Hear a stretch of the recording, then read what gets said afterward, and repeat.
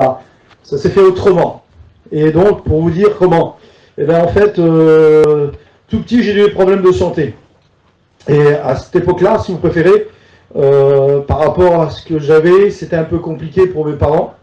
Et donc, ils ont décidé, mais avant tout, ma mère m'a expliqué, elle dit, mon garçon, tu sais ce qu'on a fait? On a appelé un serviteur de Dieu, il est venu, il a prié pour toi. Et elle a dit, ma mère, ce jour-là, Dieu t'a gardé, mon fils. Amen. Et donc, par précaution, ils m'ont emmené à l'hôpital. Et donc, j'ai resté à l'hôpital. Ils ont fait ce qu'il y avait à faire, les soins, tout ça. Puis ma mère, quelques temps après, elle est revenue me voir à l'hôpital. Puis elle a parlé avec les médecins, tout ça, demandé comment que ça se passait, pour moi, mettons. Et puis les médecins ils ont dit, écoutez madame, pour votre petit là, ça va être un peu compliqué pour qu'il rentre à la maison. Parce que je vous explique, je ne sais pas si vous avez ce qu'il faut. Vous avez l'électricité, vous avez l'eau, tout ça. On a dit, monsieur, on n'a rien de tout ça. On n'a rien de tout ça. On n'a pas ça. Comment qu'on fait? Ben, écoutez madame, parce qu'il a, logiquement, j'avais un appareil sur moi. Et cet appareil-là me permettait de me nourrir.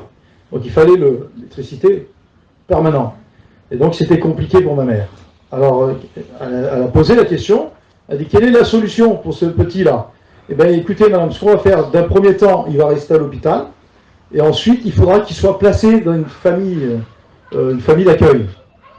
Ma mère, quand elle a écouté ça, le ciel y a tombé dessus, moi. Elle dit, monsieur, c'est pas possible, moi mon petit, je le veux chez moi. Mais elle dit, madame, je vous en conjure, ça va être compliqué.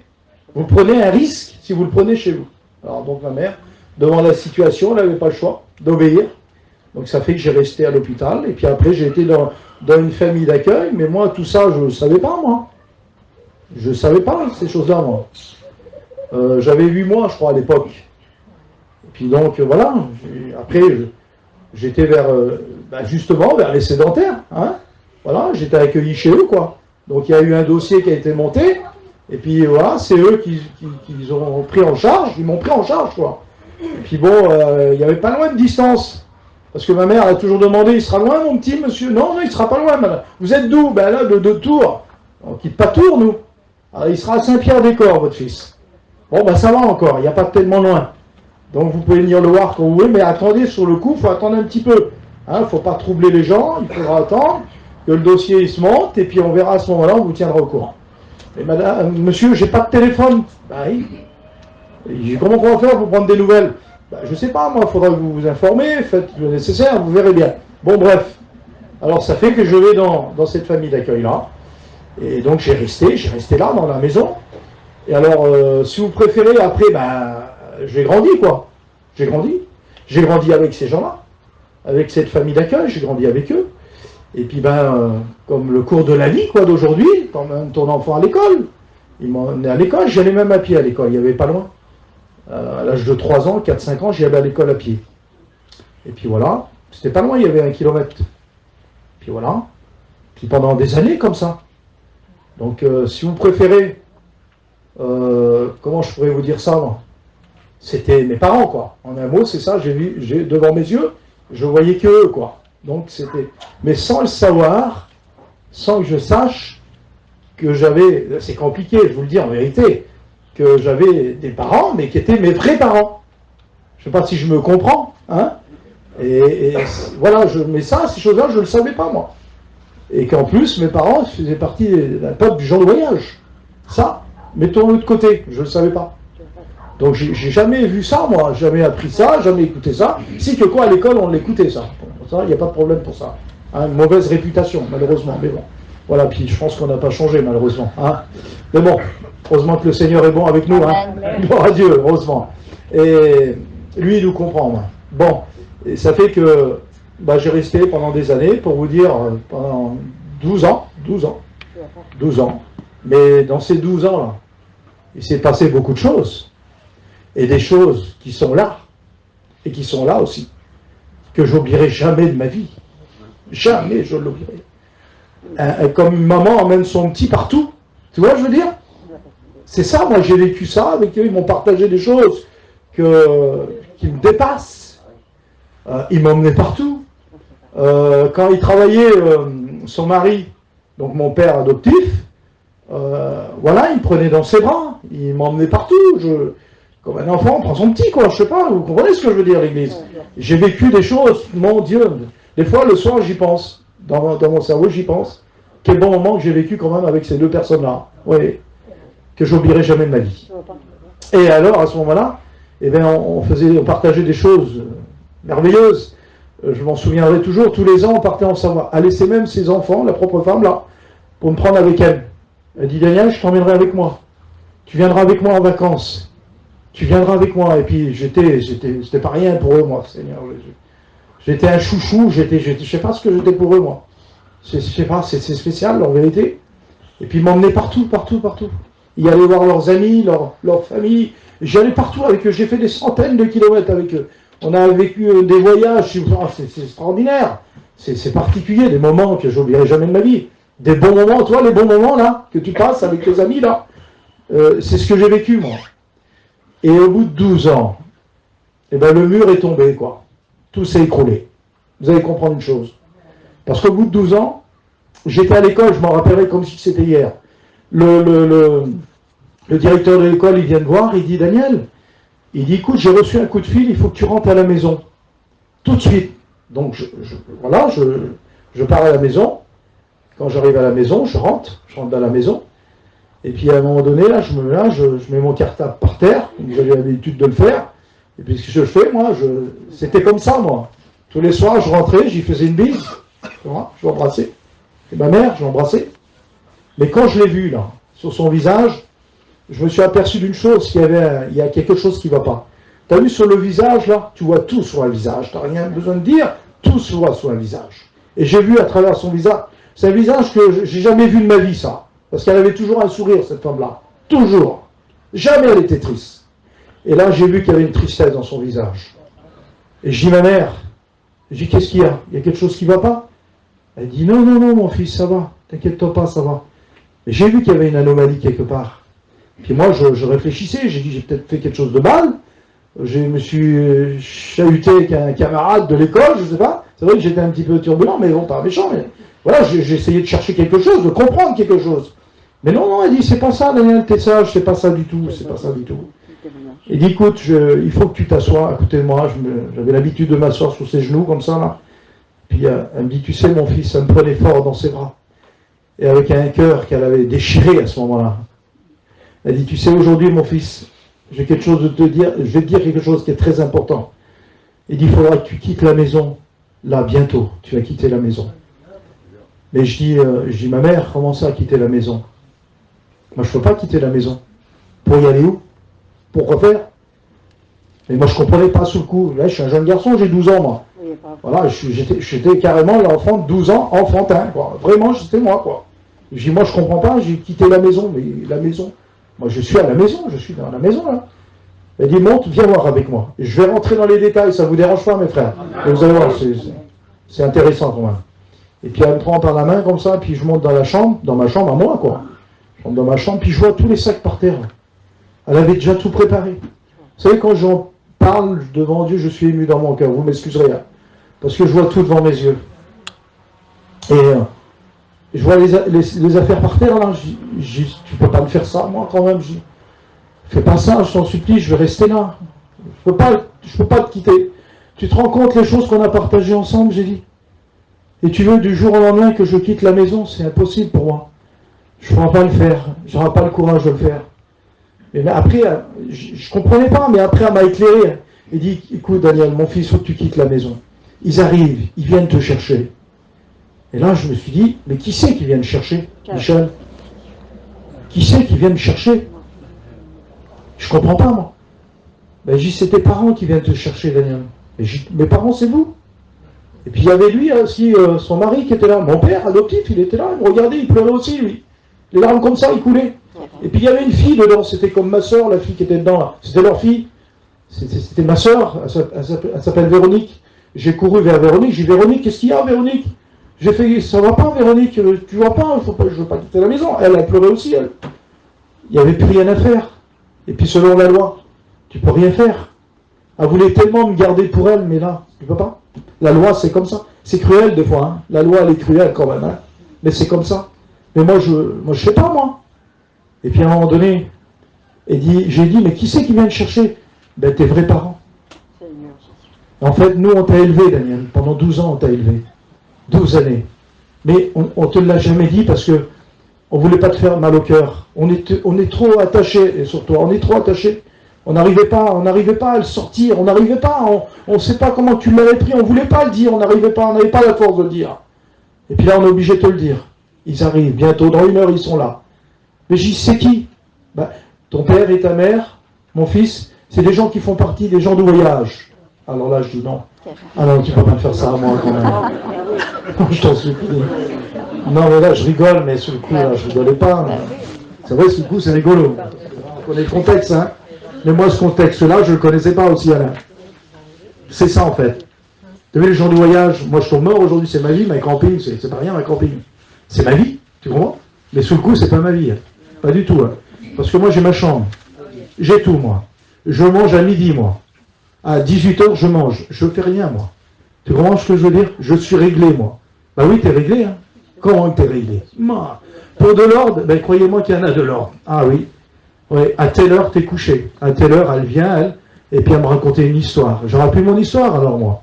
Tu ne feras plus mon bisou, alors, le soir. Ce sera fini, ça, pour moi. Et le matin, alors? J'y disais tout, moi. Le matin, ma mère. Quand tu vas m'appeler, alors, quand je descendais à 7h du matin, parce qu'il faut se lever donc pour l'école, tu comprends? Elle faisait mon petit déjeuner. Il n'était pas rien le déjeuner, là. Seigneur. J'aurais pu déjeuner, alors? Je dis, ma mère. Non, mais c'est particulier, quand même. Et j'y commence, ça va être avec eux, là, avec ces gens-là. Que tu veux que je voie avec eux. Elle dit, je sais, mon fils, ça va être dur pour toi. Accroche-toi. Tu crois qu'il fallait s'accrocher, toi? Seigneur Jésus. Vous allez voir. Et là, je suis descendu avec tous mes sacs. Et là, elle me dit sur moi, elle dit, tu sais, mon fils, j'ai préparé tes affaires. J'avais 2-3 petits sacs qui étaient là. Elle dit, tiens, je t'ai mis dans ton sac, là, je t'ai mis un paquet de bonbons. Il fait 5 kilos. Pas beaucoup de bonbons, 5 kilos. Et j'ai dit, ma mère, 5 kilos, je vais faire quoi avec ça, moi? J'en mange un par mois, moi, j'en ai assez, tu comprends? Ben oui. Non, mais c'est pas que pour toi, mon fils. Comment ça, pour qui, alors? Ben, ce sera pour tes frères. Parce qu'elle, elle connaissait le dossier, tu comprends? Elle sait tout. Elle connaissait tout de mes parents, de mes frères, de tout le monde. Elle dit, comment ça, mes frères? Je ne comprends pas. Ma soeur, c'est Véronique, là. Puis il y en avait une autre aussi qui était élevée, on a le même âge, moi et elle. Ouais, je l'ai revue avec mon épouse récemment, là. Ça m'a choqué parce qu'elle m'a reconnu, et puis moi je ne l'ai pas reconnue. La caissière de Super U à Montrichard. C'est une chose sérieuse. Je reviens à ce que je dis. Mais comment ça, mes frères? Oui, tu as 8 frères. Non, 7, pardon. 8, c'est déjà pas mal. 7. 8 avec moi. 7 frères et 3 sœurs. Oh, alors là, j'ai dit, ça fait beaucoup. Hein.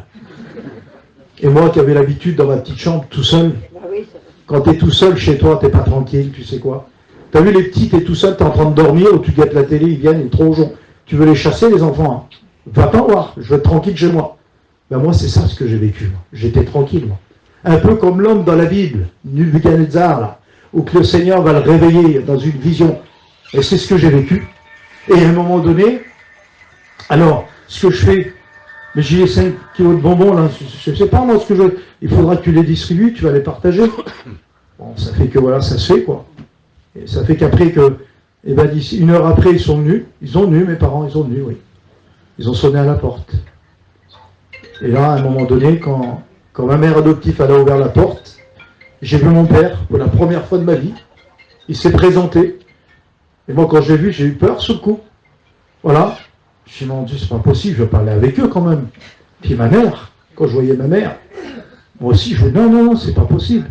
Et quand j'ai vu mes frères, alors là, c'était la goutte d'eau qui fait déborder le vase, c'est le cas de le dire. Hein. Ah oui, en vérité. Hein. Ils se présentaient un petit peu, tu vois, comme ça, là. Bah oui, ils n'ont pas les bases, tu comprends? C'est normal. Ah, ils venaient comme ça sur moi un peu, là. J'avais peur, voilà, j'étais en retrait, on va dire, parce que j'ai eu peur sous le coup, puis c'est normal, comme, quelque part. Hein. Et puis j'ai dit, non, il n'y a pas moyen de rester là, maman, je t'en supplie. Je me cramponnais sur ses jambes, comme ça. Et puis, non, je ne veux pas y aller avec eux, je t'en supplie, je ne vais pas avec eux, moi. J'ai peur, je l'ai dit le mot, j'ai peur. Je ne peux pas y aller avec eux. Et sous le coup, là, j'avais pas le choix de partir. Mais j'en pouvais plus, j'ai tout fait. Et elle m'a dit, tu sais mon fils, écoute-moi bien ce que je veux dire. Elle m'a pris à part. Elle dit, écoute bien. je sais que tu vas revenir me voir. Je le sais. Alors tu sais ce que tu vas faire?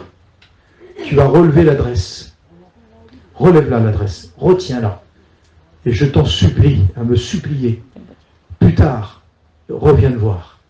Vite fait ce que j'ai fait quand mon père il m'a pris par le bras comme ça, un peu avec force, toi, comment je veux dire, quelle peur dans moi. Je sais qu'ils vont m'emmener, Seigneur, quelle peur. Et j'ai relevé l'adresse, rue Jeanne-Labour, numéro 133. Un peu comme le psaume 133, quoi. J'ai tout renoté, j'ai tout noté, comme ça je dis un jour, je reviendrai. Et puis je suis parti avec eux. Alors ils me regardaient, voilà les yeux. Puis moi, quelle peur j'avais, mes frères et sœurs, quelle peur. Je sais qu'ils vont m'emmener là.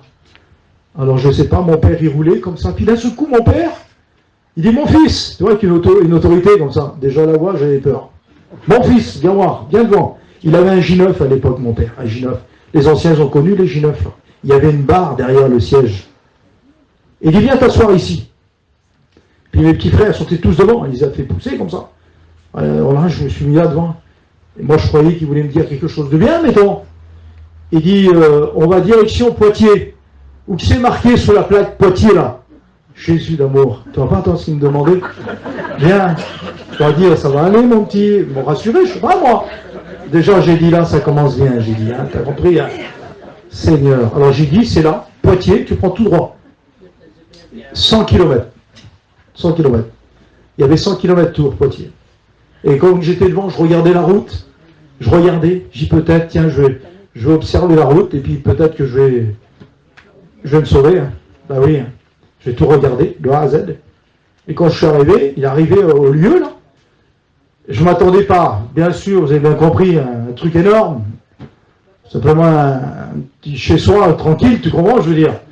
Et c'est ça, ouais, tout puissant. Mon père, il a commencé à prendre le chemin, là, l'éternel. Il avait plus de fin, le chemin, là. Le chemin, il rentre dans le chemin, là. Et puis ça, Seigneur, je vois ça devant mes yeux, moi. Il y avait des voitures, à l'époque, c'était comme ça chez nous, là. Parce que chez nous, c'est le peuple du ville, directement. Moi, c'était dedans, j'étais dedans. Pas possible, je suis dedans, moi. Ouais. Ça aurait pas mieux un autre manouche, mieux, non? Non, c'est ça. Parce que Dieu a choisi ça. C'est pas autrement. Tu vas faire comment, toi? C'est comme ça. Dieu aurait bien voulu une famille plus noble, je sais pas, moi. Eh non. Daniel, tu viens, ta racine, elle est là. C'est les Duville, c'est là. Mais moi, je savais pas, moi. Tu vois? Je savais pas que maintenant c'était une Duville, moi. Je dois savoir ça, toi. Quel changement. Tout puissant. Là, je peux vous dire que c'est un changement radical. Et quand j'arrive dans le chemin, là, je vois toutes les voitures comme ça, mais parce qu'à l'époque, c'était comme ça, hein. Tous en long comme ça. Le chemin, là, je le vois devant mes yeux, le chemin, là. Et tous en long comme ça, les voitures à chevaux, il y en avait une 50aine comme ça. Tu vas dire que quelle beauté, c'est ça que tu dis, hein? Mais pas moi, c'était pas une beauté. Le cheval qui était attaché à côté de la voiture, partout, un peu, c'était partout. Et quand je suis sorti du camion, là, tout doucement, effrayé, bien sûr, j'avais peur, je prenais des distances, tout le monde est venu vers moi. Bah, tu m'étonnes, le nouveau, il arrive. Bah oui, hein, il arrive. Ah, tout le monde est venu, et vers nous, là, on n'est pas 10 personnes, hein. Mon Jésus. Quand ça se déplace, il y en a beaucoup, hein. Je sais pas, il n'y avait pas exagéré, hein, mais peut-être 200 personnes, hein. Carrément de mission que c'était. Ils sont tous venus sur moi. Et quand j'ai vu tout ça, moi, j'étais là au milieu, moi. Dieu, quelle peur. Là, je tremblais tout partout. J'ai dit là, qu'est-ce qui se passe? Qu'est-ce que, voilà, quoi. Et puis à un moment donné, ben, je dis, vous voulez quelque chose? Je sais pas, moi, toi. Ah, il me présentait. Ça, c'est ta tante, ça, c'est ton nom, c'est ton cousin, ta cousine, il y a maman, pas beaucoup de famille. Hein. Il y a 2 heures en arrière, j'étais tout seul, moi. Seigneur Jésus, quel changement. C'est particulier quand même, hein. Et puis à un moment donné, ben oui, mais dans mon cœur aussi, là. Oh, quel mal. Quelle peur. J'ai dit, comment faire? Alors, je me posais des tonnes de questions. Là, le jour même, j'étais voir ma mère. Je dis, ma mère, excuse-moi ma mère, mais la première chose que j'ai demandé, où c'est qu'on va dormir? Parce que c'est bien beau une caravane, mais moi, c'est pas une caravane que je veux. C'est une maison avec une chambre dedans. T'as compris, hein? Mais là, c'est plus une maison avec la chambre dedans. Moi, j'avais mon lit superposé. Il était vilain, mon lit à moi. Ma chef-d'œuvre, c'était la vie, quoi. Ben là, c'est fini. Daniel, c'est fini. Ah bon? Oui, c'est fini. Ma mère a dit, tu sais, mon fils, tu vas dormir avec tes frères. Ah, même le sol. Et puis, sous les planchers des G9, ça faisait comme des buttes, comme ça. Quel mal au dos. Et oui, là-dessus, vous vous rendez compte, le changement. il faudra que tu dors là-dessus. Et puis ma mère, Zinda, elle, financièrement, ils n'avaient rien, ils faisaient les paniers, ils font les paniers. Pas de sous, pas de lorée, rien, pas de métier. Tous les mois, il n'y a rien. Ma mère, c'est elle qui allait chiner. Je dis, on ne peut pas dormir là-dessus, je disais sur elle. Mais non, elle dit, mon fils, écoute, j'ai été à la ferme, là, pas simple. J'ai été mettre de la paille dans un drap, je sais pas quoi, moi. Et dit, je mets ça par terre, et voilà, c'est ça, mon frère, une paillasse. Et tu dormiras là-dessus. Mais moi, je repasse sous la paille, j'ai dit sur elle. Je suis pas une bête, quand même. Tout puissant. Ouais, mais là, c'est particulier. Et puis mes frères, ils disent, mais comment, tu n'es même pas arrivé que ça y est, t'as vu, toi, le truc, là? J'ai dit, là, je suis bien parti, là. Alors, j'ai rien dit du tout, t'as compris? Parce que je posais des questions, puis les autres, ils disent, il a pas marre, t'arrêtes pas de poser des questions, toi. Tu viens juste d'arriver. Bah oui, mais moi, je m'inquiète, voilà. Bon, après, voilà, ça s'est fait comme ça, puis pour manger aussi, manger. Alors là, c'est un autre domaine, manger. Comme je vous ai dit tout à l'heure, moi, je faisais rien à m'appeler de la chambre, Daniel, viens manger. Ben, je descendais, moi. Ben là, c'est fini, ça. Une fois, j'ai revenu trop tard. Allez, il y a un laisse, moi, j'ai venu que mon assiette. Ben oui, une assiette et une fourchette que j'ai pris dans la camping. Puis je m'approche parce que le manger ne se faisait pas sur un gaz ou sur une plaque. C'était pas ça. Il n'y avait pas ça à l'époque. Ma mère, elle avait une marmite noire. Ouais. Quand j'y pense, Seigneur. Maman faisait tout, Seigneur, Jésus. Quelle affaire. Je remercie Dieu qui m'a fait découvrir ça. En vérité, vous allez voir après. Et puis je voyais ça, ma mère faisait cuire le manger, là, au bord du feu, là, avec la marmite noire. Mettez tout là-dedans, des pommes de terre, un lapin, je vous rappellerai toujours. C'est en vérité, vous avez pris ça où, je dis, moi. C'est dans mon langage, à moi. Vous avez pris ça où? Elle dit, mon fils, toi, la ferme, là, je les ai chinés là-bas. Et c'est tous les jours comme ça. Ils vivaient jour pour jour. Et je vous le dis en vérité, hein, ma mère, actuellement, elle vit encore comme ça. Elle n'a pas changé, maman. Allez, je vous le dis en vérité. Eh bien, elle me dit sur moi, tu sais, mon fils, c'est pas encore cuit. Essaye de venir dans, 1 heure. D'accord, dans 1 heure, oui. Mais moi, je ne savais pas le coup aussi, Michel. C'est pas dans 1 heure qu'il fallait venir. Parce que si tu viens dans 1 heure, il y en a 8, 9 qui est avant toi, là. Et moi, je venais en laisse un petit peu comme ça, là. Et je rouvrais le couvercle. Ben, bien sûr, c'était vide. Hein. Il n'y avait plus rien. Ah oui, mais il fallait s'habituer à ça. Voilà, c'était dur. Sur le coup, c'était vraiment dur. Puis après, je vous passe les détails, vous avez bien compris. C'était pas facile, croyez-moi. Et un jour, j'ai parlé avec mon père. J'ai dit, mon père, excuse-moi, il y avait peut-être, je sais pas moi, 2 mois qui étaient passés là. J'ai dit, mon père, écoute, voilà, parce que moi je suis poli quand même. J'étais élevé comme ça. Hein. Et puis j'ai dit, excusez-moi, j'ai dit, on va s'apprendre à se connaître ensemble tous les deux, j'ai dit. C'est moi qui ai pris les devants, c'est particulier quand même. Hein. J'ai pris les devants, j'ai dit, on va s'apprendre à se connaître. Et j'ai dit, si tu voudrais, j'ai dit, je peux faire quelque chose. Ah ben, au moins, toi, c'est bien, parce que tes frères, hein, c'est pas ça. Hein. Ben, j'ai dit, qu'est-ce qu'il faudrait faire? Ben écoute ce que tu vas faire. Tu vas me regarder, et tu vas faire les paniers comme moi. Et ensuite, tu vas les faire, et tu iras les vendre avec ta mère. Bon, ben écoute, si ça peut vous faire plaisir, je dis à mon père, on va le faire. Alors, ça a mis du temps, quelques jours, et j'ai su faire un panier. Un miracle, quoi.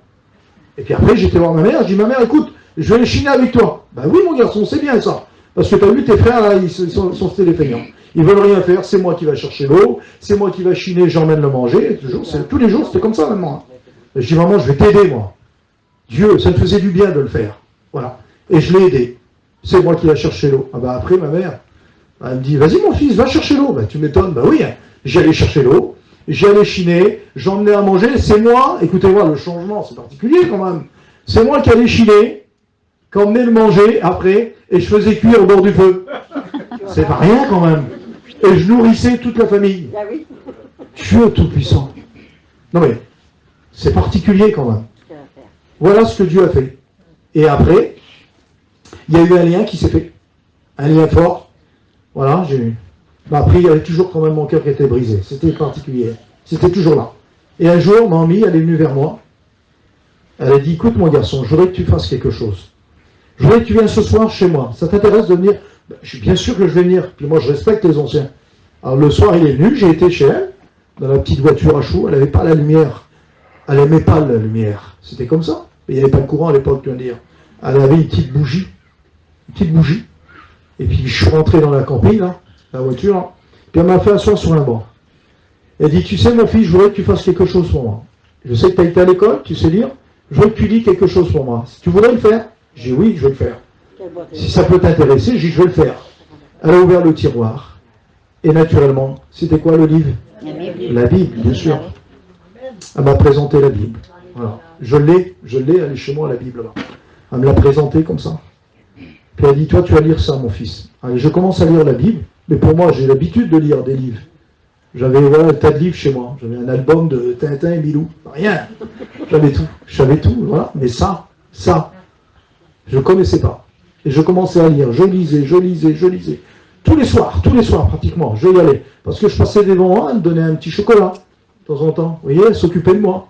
Et ça m'a intéressé. Alors ça fait que je lisais la Bible. Et un soir, écoutez, ça a été mon soir à moi. Amen. Quelle beauté, Seigneur. Elle dit, tu sais mon fils, je voudrais faire quelque chose pour toi. Depuis le temps que tu me lis la Bible, tu la lis, ça m'a fait du bien. Mais moi, je voudrais faire quelque chose. Je voudrais prier pour toi. Tu voudrais que je prie pour toi? J'ai dit oui, si tu veux. Je ne sais pas ce que c'est la prière. Alors, elle commence à fermer les yeux. Elle m'a dit, par contre, par respect, tu vas fermer les yeux aussi avec moi. On va prier Dieu. Mais c'est qui Dieu? Je ne connais pas Dieu, moi. C'est qui Dieu? Ben, c'est le Dieu du ciel qui pense à toi. Tu sais, avec tout ce que tu as vécu, crois-moi que lui, à partir de maintenant, ce soir-là, il va tout mettre en œuvre. Il va tout changer. J'écoute, si ça peut changer quelque chose dans ma vie, pourquoi pas? Et j'ai dit, dans ma pensée, je ne vais pas dire à voix haute, j'ai dit pourvu que je retrouve l'amour que j'avais reçu quand j'étais enfant par la femme qui m'avait adopté. C'est ça que je voulais retrouver, moi. Mais ce que je ne savais pas, moi, je ne savais pas, je n'ai pas lu la Bible. Maintenant, je le sais. Mais cet amour qu'elle m'avait donné, transmis, cette femme-là, c'est l'amour humain. Et ce que Mamie voulait me faire découvrir à partir de ce soir, c'était l'amour de Dieu qui est éternel. Amen. Que tu ne peux pas l'enlever, ça. C'est impossible de la vie que tu l'enlèves. Et elle dit, je vais prier pour toi, mon fils. Tu verras, le Seigneur va te bénir. Et j'ai commencé à prier. Et je vais vous dire la prière qu'elle a formulée. Je m'en rappellerai. Hein. Ah ben, ça marque des prières comme ça. Hein. Vous avez remarqué, il y a des prières qui marquent. Elle a prié, elle a dit, Seigneur, tu vois, moi aujourd'hui, Seigneur, je t'ai servi avec tout ce que j'ai pu faire pour toi. Bientôt, je rentre à la maison. C'est vrai qu'elle était âgée, Mamie. Elle savait qu'elle allait partir. Elle a dit, bientôt, je rentre à la maison. Mais tu vois, ce garçon-là, il a traversé beaucoup d'épreuves. Voilà. Tu as peut-être voulu qu'il soit là aujourd'hui pour nous. Et je voudrais faire une prière pour lui, elle disait. Tu sais, chez nous, Seigneur, on n'a pas de serviteur. Et je veux assurer l'avenir de mes enfants, elle disait, de ma famille. Et je voudrais que tu te sers de lui maintenant. Amen. Et quand elle a prié, ça l'a touché mon cœur. Amen. Et je peux vous dire, c'est comme une flèche que Dieu a envoyée de son ciel de gloire et qui a touché mon cœur. Ah, ça m'a fait bien. Et quand j'ai ouvert les yeux, j'ai eu peur sur le coup. J'ai dit, qu'est-ce qui se passe? J'ai paniqué. Non. Elle m'a rassuré. T'inquiète pas. C'est le Seigneur qui est rentré dans ton cœur. Ah, quelle beauté. À cet âge-là, j'avais 13-14 ans, je crois. Dieu avait touché mon cœur. Alors ensuite, ce que j'ai fait, moi, comme elle a dit mon épouse tout à l'heure, j'ai fondé un foyer. Alors, j'ai fondé un foyer.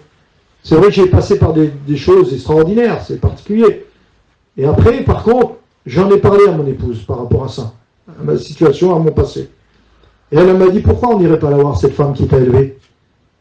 Tu irais y transmettre ce que tu as reçu, toi. Tu as reçu Dieu dans ton cœur.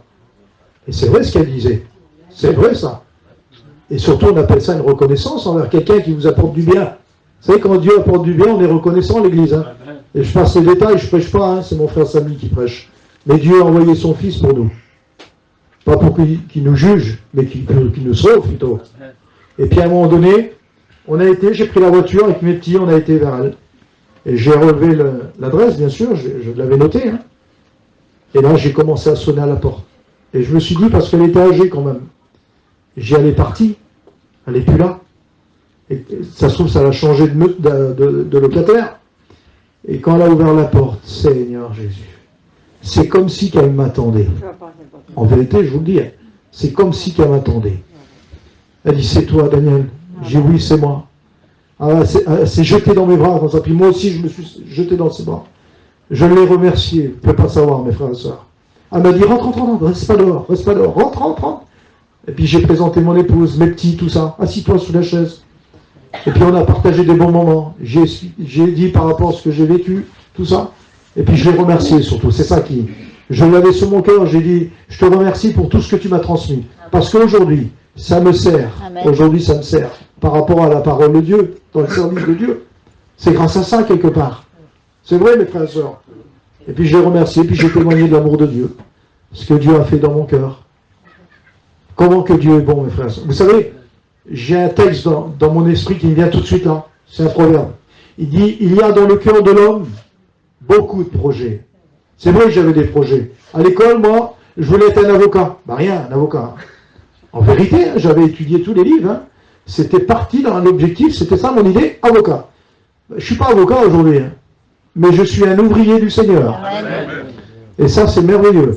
C'est bien plus qu'un avocat.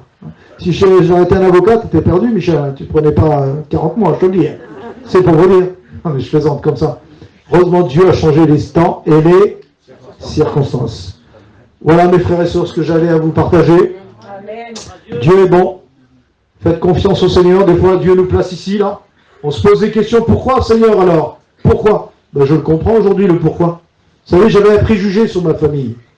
C'était logique, c'était humain. Ils ne sont pas pauvres, là. Ils n'ont rien du tout. Ben oui. Oui, mais ils ont eu le principal que moi, j'avais pas. Certes, j'avais peut-être le confort chez moi. J'avais tout. Je manquais de rien. Je faisais rien. Oui, mais il te manquait quelque chose d'important, Daniel. Quoi, Seigneur? Eh bien, moi. Oui. Et aujourd'hui, tu es là. Regarde, tu es ici, tu es planté là, parmi ton peuple.